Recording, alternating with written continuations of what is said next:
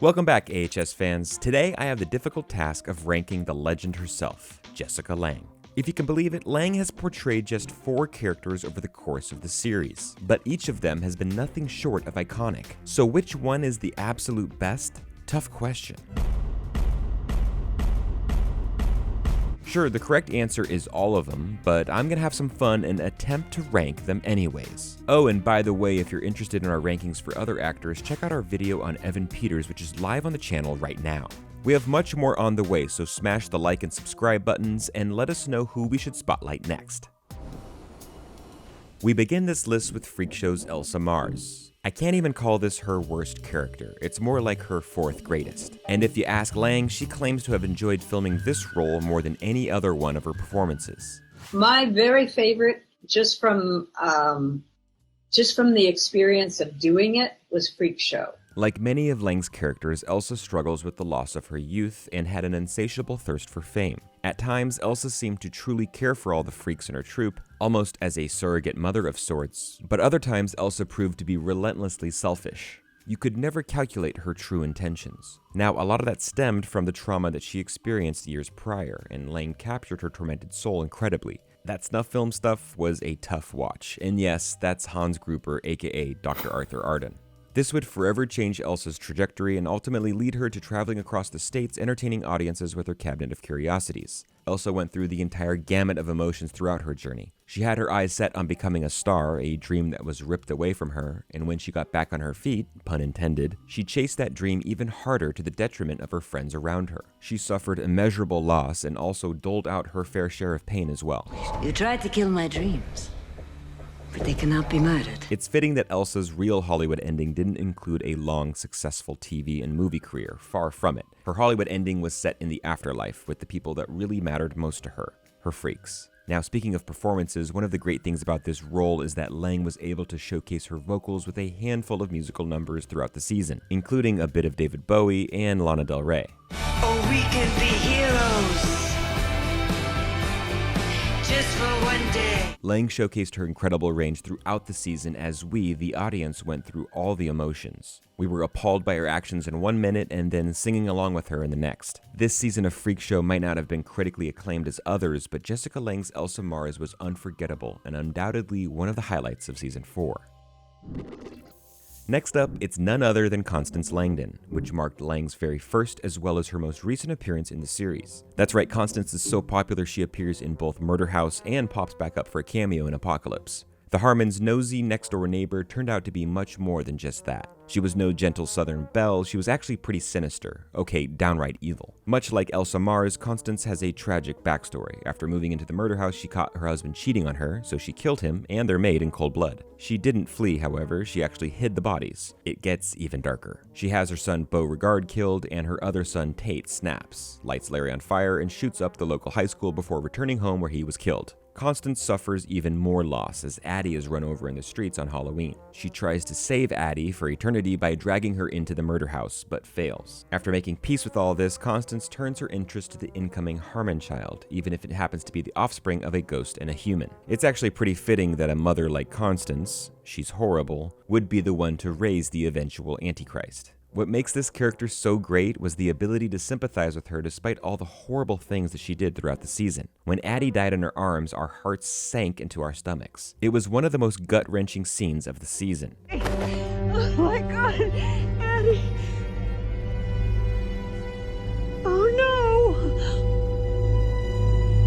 Oh no! But then you see how conniving and diabolical she is and how she manipulates everyone around her for her own gain. Or how she continuously torments poor Moira O'Hare, who was unfairly thrust into the Langdon family drama. 1 minute every fiber of your being hates Constance, and the next minute you're crying for her. Lange's performance as Constance was so iconic that it reignited the actress's already successful career. It introduced the acting legend to an entirely new and fresh fan base that yearned for her return each and every season of AHS. But after 4 straight seasons of the show, Lange took a time out and wouldn't return into the 8th season to reprise her role as Constance.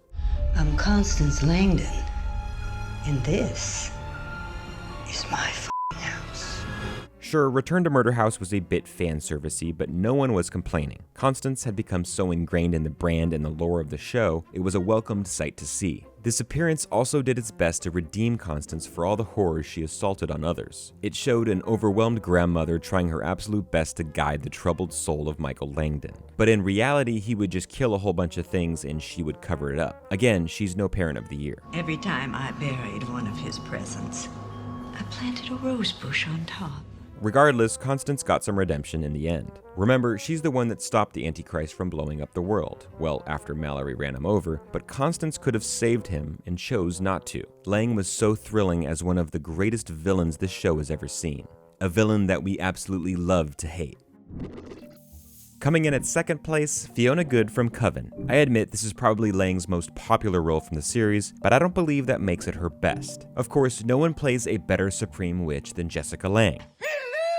Anyways, Fiona is an utterly complex character that only Lange could pull off. Despite all the powers that she has, she's powerless in her fight against Father Time. Her desire to remain youthful and in control fuels the narrative in Season 3. I should mention that those merits of becoming Supreme are highly contentious. In fact, she flat out cheated her way into the position. She proved to be the most cunning and cutthroat, literally, in order to steal that title and reign for years. And when the fresh faces show up at Miss Robichaux's academy, Fiona treats them all as direct threats instead of as supernatural sisters that they should be. She's arguably the most selfish character we've seen in American Horror Story. Fiona continued to cheat, steal, and murder her way through her obstacles until she ultimately had to face the music. For the majority of her life, she didn't have to answer to anyone. But she also made some horrible mistakes along the way. Some of those I've shown you, and add the fact that she neglected her own daughter, Cordelia. When are you gonna die and stop ruining my life? That's her own blood. This would ultimately be her downfall. Fiona was so obsessed with power and her grasp on it, she overlooked the fact that every action has a consequence, even for powerful witches. Fiona doesn't even have that come to Jesus moment where she realizes all she's done and atones for it. She is what she is, morally corrupt from start to finish, poisoned by the allure of power. Nothing changed, even on death's door. Maybe for the first time in your life. No powers, no magic. Just a woman facing the inevitable. Lange captured Fiona's supernatural sass and wit with incredible precision. Fiona was a presence so captivating that she commanded everyone's attention when she entered the room. Lange plays this role perfectly. It's hard to separate the actress from the actual character. When she's on screen, you're terrified of what she'll do next. It's hard to imagine any other character on this series reaching the heights of popularity of Fiona Goode. I'll be honest with you guys, my rankings for AHS characters and seasons will likely change week to week. But right now, at this moment, I have to put Asylum's Sister Jude at the top of my Jessica Lange ranking. As I've mentioned before on this channel, I believe Sister Jude's story to be the most compelling. No other character makes the transformation that Judy Martin makes in Season 2. To me, she is the most well thought out and written character that Lange has portrayed on the show. When we're first introduced to Jude, she's a tough-as-nails, strict, cold woman that runs the asylum like an army general. She can go toe-to-toe with anyone, even the former Nazi doctor in hiding, whom she has a long-standing power struggle with. To be clear, Sister Jude's tactics are reprehensible. She's quick to punish the guilty and innocent alike, and does so with horrifying results. Poor Lana Banana. Again, Lange portrays a woman with a devastatingly dark background that molded how she saw the world. Her husband-to-be left her at the altar, and she drowned her sorrows in alcohol and the fleeting affection of random strangers.